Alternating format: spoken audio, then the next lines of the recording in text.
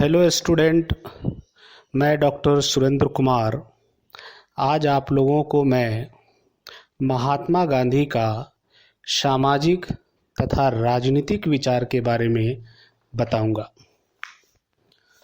महात्मा गांधी, जिन्हें हम man of the millennium के रूप से जानते हैं, भारतवर्ष की जान, एशिया की शान, संपूर्ण विश्व के अभिमान तथा समस्त जीवधारियों की मधुर मुस्कान थे।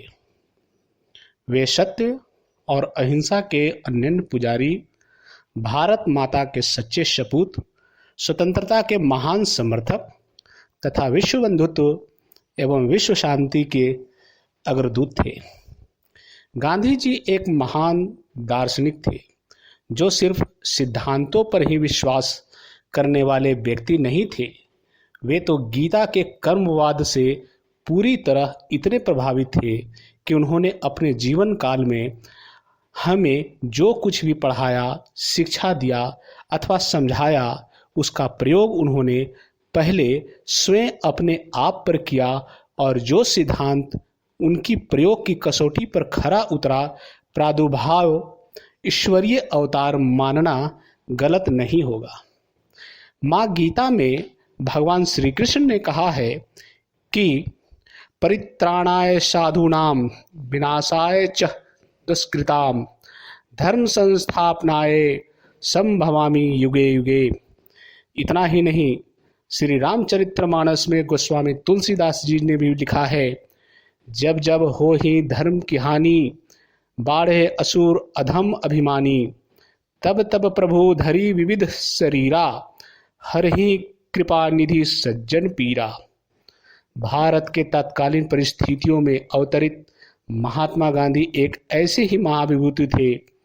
इनके आगमन के पूर्व राजा राम मोहन राय, स्वामी दयानंद सरस्वती, स्वामी रामकृष्ण परमहंस तथा स्वामी विवेकानंद जैसे महापुरुषों का अवतार भारतवर्ष में हो चुका था। उन्होंने अपनी अपनी विभिन्न संस्थाओं तथा पत्र पत्रिकाओं के माध्यम से भारतवर्ष में व्यापक अनेक बुराइयों, कुरीतियों एवं कुव्यवस्थाओं का अंत करने का महान काम किया। फिर भी भारतवर्ष पुनर्जागरण के पूर्व यूरोपीय राज्यों की तरह शिक्षा एवं बौद्धिक विकास के क्षेत्र में अज्ञानता के अंधकार में बुरी तरह भटक रहा था। भारतवर्ष में ही नहीं बल्कि संपूर्ण विश्व में सर्वत्र अज्ञानता, अशिक्षा, अराजकता, हिंसा, असत्य, अशांति, शोषण, उत्पीड़न, फटकार, परतंत्रता, धोखा, सांप्रदायिक दंगों एवं वैमनस्य का बाजार गर्म था।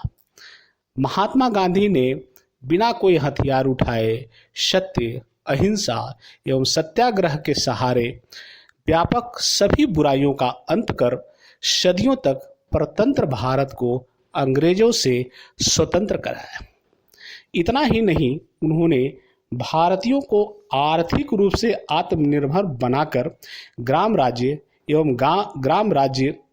एवं राम राज्य की स्थापना की शिक्षा दिया। सांप्रदायिक सद्भावना की स्थापना कर गांधी जी ने विश्व बंधुत्व एवं विश्व शांति का महामंत्र का पाठ सुनाया, जिसके कारण ही हम भारतवासी गांधी जी को बापू एवं राष्ट्रपिता कहकर संबोधित करते हैं। गांधी जी ने सत्य, अहिंसा एवं सत्याग्रह के पवित्र माध्यमों, असहयोग आंदोलनों, सविनय अवज्ञा आंदोलनों, स्वदेशी आंदोलन, राष्ट्रीय एकता, विदेशी वस्तुओं का बहिष्कार आदि के द्वारा बिना किसी खून खराबा एवं हथियार उठाए ही हम भारतीयों को अंग्रेजों की सदियों से चली आ रही प्रतंत्रता से मुक्त कराने का महत्वपूर्ण काम किया। इसके लिए उन्होंने कई बार अंग्रेजों के कोप भाजन का शिकार होना पड़ा, कई बार कठिन जेल यात्रा करनी पड़ी, अंग्रेजों की लाठियों की मार खानी पड़ी एवं सांप्रदायिक दंगों, अंग्रेजों के फूट डालो और शासन करो की नीति का परिणाम का दंश भी झेलना पड़ा। गांधी जी का मानना था कि पवित्र उद्देश्य की प्राप्ति के लिए पवित्र माध्यम अत्यावश्यक है, जबकि अन्य दार्शनिक एवं चिंतनकर्ता पवित्र उद्देश्य की बात तो करते थे, पर इसकी प्राप्ति के लिए वे पवित्र माध्यम की अनदेखी किया करते थे। गांधी जी का स्पष्ट कहना था कि पवित्र माध्यम से ही पवित्र उद्देश्यों को प्राप्त किया जा सकता है। उनके कथनानुसार स्वशुद्धि पर बल देना ही पवित्र माध्यम का मार्ग प्रस्तुत करते हैं और पवित्र माध्यम से ही पवित्र उद्देश्य की प्राप्ति हो सकती है, अन्यथा कभी नहीं। महात्मा गांधी अहिंसात्मक राज्य की कल्पना किए, जिसमें उन्होंने धर्म को राजनीति से ऊपर बताया तथा धार्मिक मामलों में राजनीतिक हस्तक्षेप को गलत बतलाया। आज गांधी विचारधारा के विरुद्ध धार्मिक मामलों में राजनीतिक हस्तक्षेप बढ़ गए हैं। परिणाम स्वरूप गांधी के ग्राम राज्य के द्वारा भारतवर्ष में राम राज्य, जिसमें गोस्वामी तुलसीदास के कथनानुसार दैनिक एवं भौतिक ताप से कोई भी पीड़ित नहीं था, की स्थापना की कल्पना केवल कल्पना मात्र ही बनकर रह गई है। आचार्य कौटिल्य की भांति महात्मा गांधी भी प्रजा सुखे सुखम राज्ञ प्रजानाम च हितम हितम के सिद्धांतों के आधार पर भारतवर्ष में कल्याणकारी राज्य की स्थापना करना चाहते थे, जिसमें प्रजा के हित एवं सुख पूर्ण रूप से सुरक्षित रहे। महात्मा गांधी एक ऐसे समाज की स्थापना करना चाहते थे जिसमें सबों के हितों की रक्षा हो तथा सबों का उत्थान हो।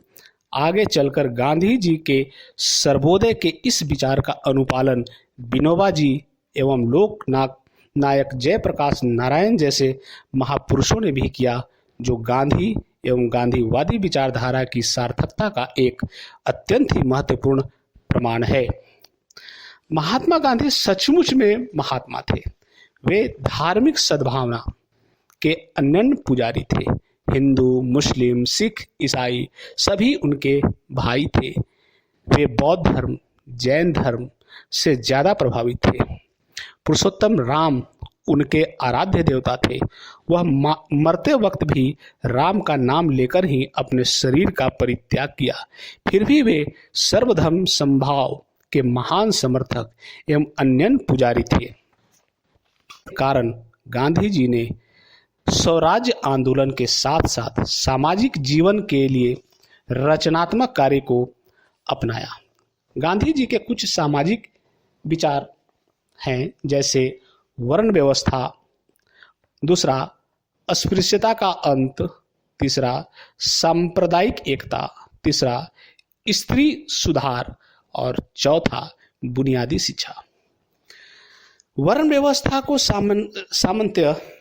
सामान्यतः हिंदू सामाजिक जीवन का एक दोष समझा जाता है और अनेक व्यक्तियों ने इस बात का प्रतिपादन किया कि इसका पूर्णतः उन्मूलन कर दिया जाए। दूसरी तरफ स्वामी दयानंद जैसे कुछ सुधारक इस बात का प्रतिपादन करते हैं कि वर्ण व्यवस्था को बनाए रखा जाना चाहिए, किंतु उसका आधार जन्म न होकर कर्म होना चाहिए। गांधी जी की विचारधारा इससे भिन्न है। वे वर्ण व्यवस्था को बनाए रखने के समर्थक हैं और उनका विचार है कि इसका आधार जन्म ही होना चाहिए, कर्म नहीं। उनका कहना था कि वर्ण व्यवस्था एक वैज्ञानिक व्यवस्था है और वंशानुक्रम का नियम एक शाश्वत नियम है। मनुष्यों के द्वारा अपना पैतृक कार्य छोड़ देने पर भारी अव्यवस्था फैल जाएगी। इस प्रकार गांधी जी जन्म के आधार पर वर्ण व्यवस्था के समर्थक थे, किंतु इसके साथ ही उनका विचार था कि सामाजिक महत्व की दृष्टि से सभी कार्य समान हैं और किसी कार्य या उसके करने वाले को छोटा नहीं समझा जाना चाहिए। एक भंगी के कार्य का भी उतना ही महत्व है जितना कि एक वैज्ञानिक के कार्य का हो सकता है। अतः राजनीतिक आर्थिक और सामाजिक जीवन में सभी को समान अधिकार प्राप्त होने चाहिए। अस्पृश्यता भारतीय समाज का एक गंभीर दोष रही है। मध्य भारत तथा आधुनिक युगों में नानक, कबीर, राजा राम मोहन राय, स्वामी विवेकानंद, स्वामी दयानंद सरस्वती ने इसका विरोध किया, किंतु वे इसके मूल आधार को नहीं हिला सके। गांधी जी ने अस्पृश्यता के अंत का बीड़ा उठाया और इसमें उन्हें सफलता भी मिली। राजा राम मोहन राय के बाद स्त्री सुधार की दिशा में उल्लेखनीय कार्य करने वाले व्यक्ति महात्मा गांधी ही थे। उनका कहना था कि स्त्रियां किसी भी दृष्टि से पुरुषों से हीन नहीं होती और कमजोर कहना उनके प्रति अन्याय और उनका अपमान है। उनका कहना था कि यदि सत्य, अहिंसा, सहिष्णुता और नैतिकता आदि का जीवन के सर्वोच्च गुणों की दृष्टि से विचार किया जाए तो स्त्रियां पुरुषों से भी श्रेष्ठ है। गांधी जी ने प्रथा प्रथा, बाल विवाह और देवदासी प्रथा आदि स्त्री जीवन से संबंधित बुराइयों का डटकर विरोध किया और इस बात का प्रतिपादन किया कि स्त्रियों को कानून तथा व्यवहार में पुरुषों के समान अधिकार प्राप्त होने चाहिए।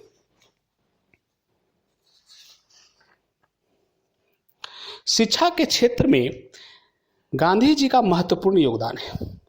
उनका विचार था कि शिक्षा का उद्देश्य शरीर, मस्तिष्क और आत्मा का समन्वित विकास है और इस पद्धति को बहुत अधिक दोषपूर्ण मानते थे। उनका कहना था कि यह शिक्षा पद्धति युवकों का शारीरिक, बौद्धिक या मानसिक किसी प्रकार का विकार करने में असमर्थ है। शिक्षा का माध्यम विदेशी भाषा होने के कारण विद्यालयों का और अहित होता है। देश की आवश्यकताओं को दृष्टि में रखते हुए उन्होंने उनके द्वारा एक नवीन शिक्षा प्रणाली का सुझाव दिया गया जो बुनियादी शिक्षा के नाम से प्रसिद्ध है।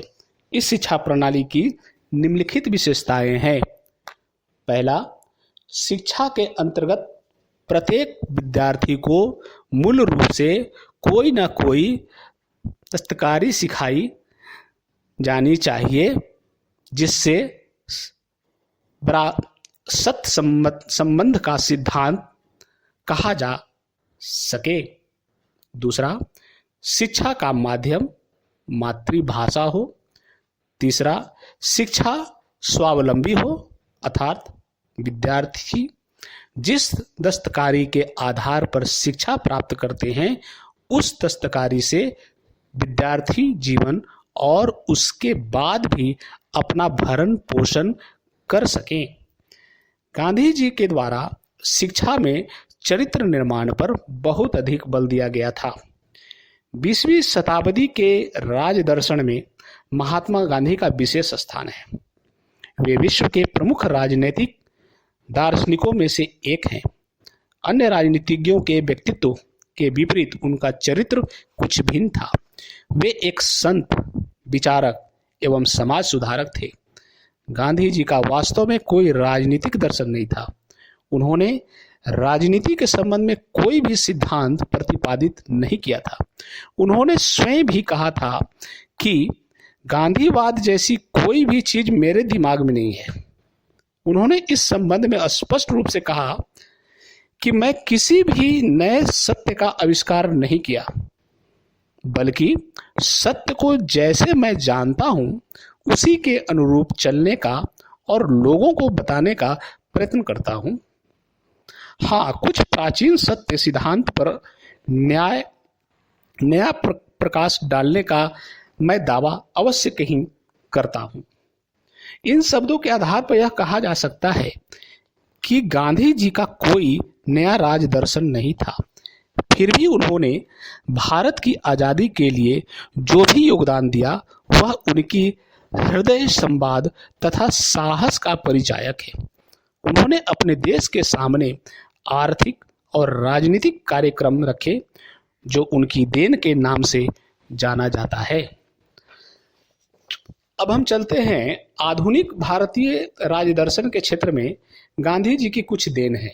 वो कौन कौन सी देन है उस पर चर्चा करते हैं। जिस प्रकार भारतीय राजदर्शन में उनका महत्वपूर्ण योगदान है, उसी प्रकार भारतीय स्वतंत्रता में भी उनकी भूमिका महत्वपूर्ण स्थान रखती है। इसलिए गांधी जी की भारतीय स्वतंत्रता के क्षेत्र में अमूल्य देने हैं।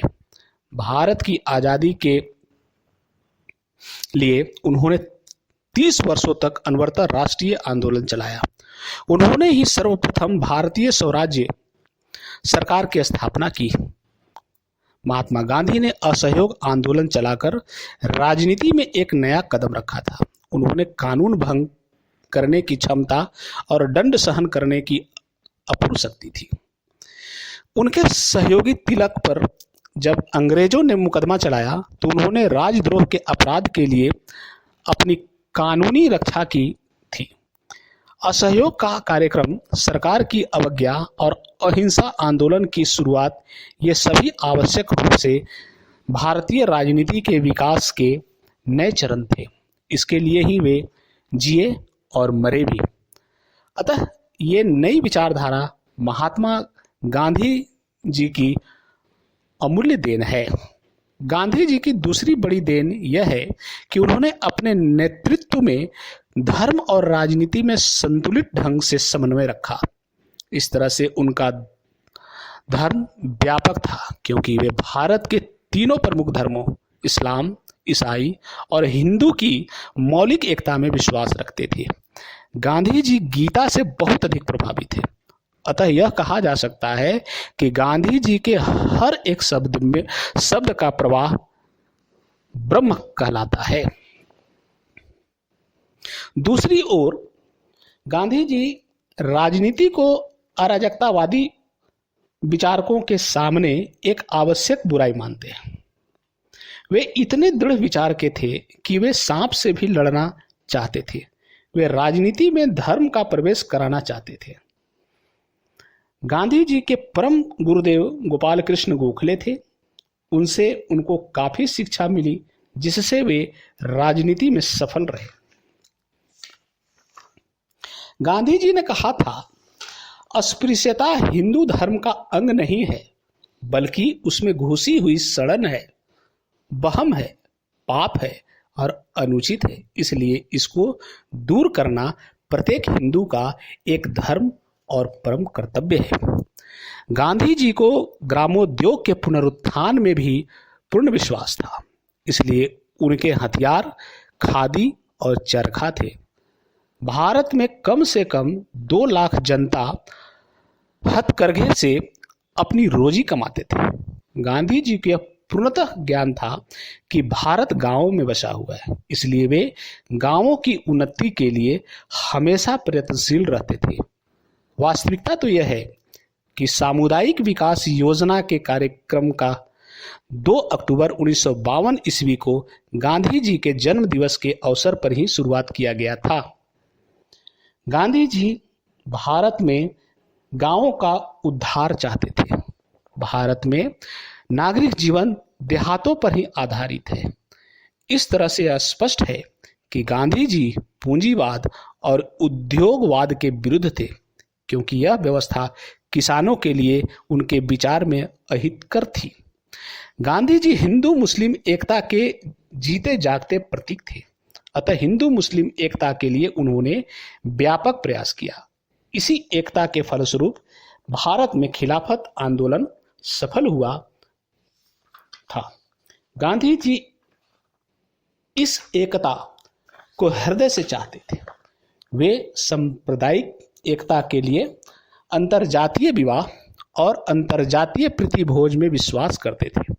वे लोगों के हृदय और मन से द्वेष, घृणा और भय को निकालकर फेंक देना चाहते थे।